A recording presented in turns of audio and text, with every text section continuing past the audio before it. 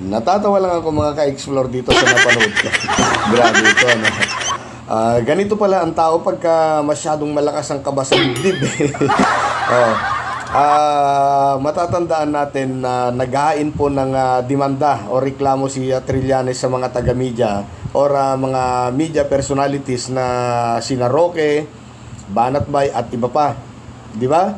Ito ay hindi ko sinasadyang mapanood. Napanood ko lang kanina. Itong isa sa mga sinasabing kasama doon sa 7 na dinimanda ni Trillanes. Isang sikat na TikToker daw. Pasensya na kayo, hindi ko naman ito kilala dahil sa totoo lang hindi naman ako mahilig sa TikTok. At habang pinapanood ko, natatawa ako doon sa reaction niya, yung facial reaction, yung kilos niya. Yung bang pinipilit niyang alisin yung kaba sa dibdib. Pero mahahalata mo talaga. Oo, mahalata mo talaga. Na ang lakas ng kalabog ng dibdib niya. Hindi ko na pahabain ito, maiksi lang naman. So, panoorin na lang natin. Good morning mga Lods. Kakagising ko lang and ang sarap ng tulog ko. Ang daming nag-iiyakan sa comment section ko. Ganito lang yan eh. Ganito lang yan eh. Ang rason, bakit dinimanda kuno kami ni Trillanes? Kasi daw, inaakusahan daw namin siya or inaakusahan ko daw siyang nagbenta ng West Philippine Sea. Kung titignan mo sa mga videos ko, kung hindi lang kayo tanga at uto-uto, kung titignan mo sa mga videos ko, it's a commentary and reaction sa mga sinasabi niya. And take note, lahat ng mga sinasabi niya, halos lahat doon, accusations din, pansinin nyo. Halos lahat doon, gawa-gawa niya, no? Tapos, ang ironic, no, napaka-weird, siya pa ang may ganang magganyan. Kung titignan mo sa mga videos ko, it's all commentaries sa mga sinasabi niya, sa mga current events, sa mga issues na nangyayari. Like for example, West Philippine Sea. Diba? Kung titignan mo ang videos ko, saan doon sa mga videos ko na nagsabi akong ibinenta niya ang West Philippine Sea? Nag-comment lang ako doon sa ilang ulit niyang pabalik-balik sa China.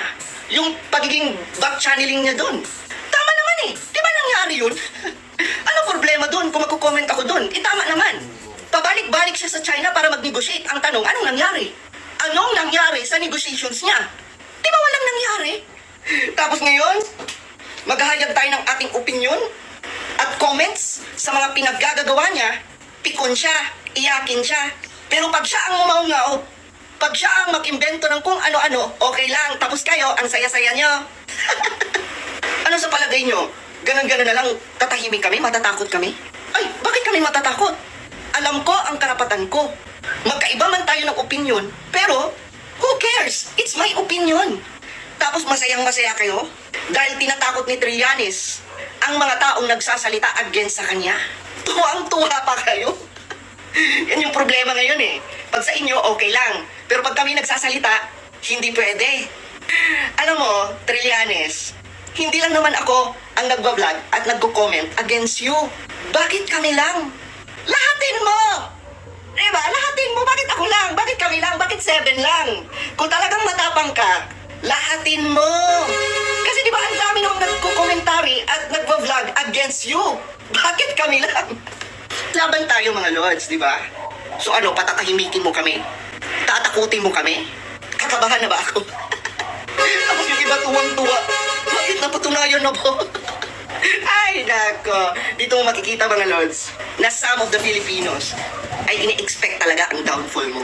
Dahil lang hindi tayo magkaparehas ng opinion.